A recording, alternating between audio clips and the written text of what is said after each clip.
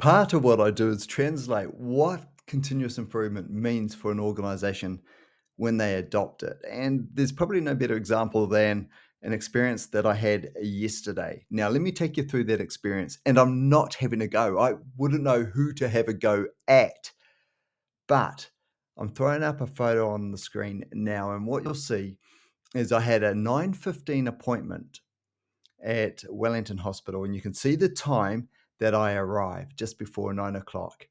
And the other time you see is my watch on my wrist saying 10:22. And between those two times, me checking in nice and early for a 9:15 appointment to 10:22, nothing happened. I was sitting, I was waiting, and I had to leave because I had an 11 o'clock appointment for one of my customers in the hut, and I'm not going to run late.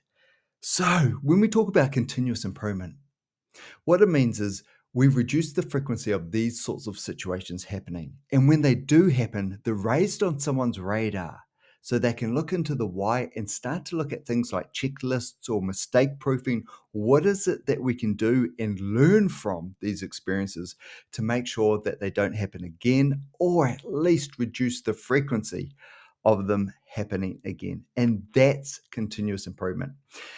The other thing too is we would think from a customer's perspective, what is it that we can do to help in those situations? So there was certainly a number of things. I was never informed that things were going to be running late. And at 9:15 in the morning, I wouldn't have thought things would have been running too late. If they are running late, that I get some sort of update why and when I can expect my 9:15 appointment to actually start to happen. None of that happened. And conversely, when these things do happen, someone's able to offer me another time to rebook. And that's something that I've had to do, go back and find another time. Now, I've waited a long time for this appointment, and now I have to wait even longer. The next appointment now is December the 11th for an appointment that should have happened yesterday on the 20th. But when we talk about continuous improvement, we're talking about these things not happening because this is all rework. We've lost an appointment. It has to be redone. It doesn't just affect me, but affects all of those in the process. So if we have a poorly performing process, it actually soaks up more capacity and makes it harder to perform better.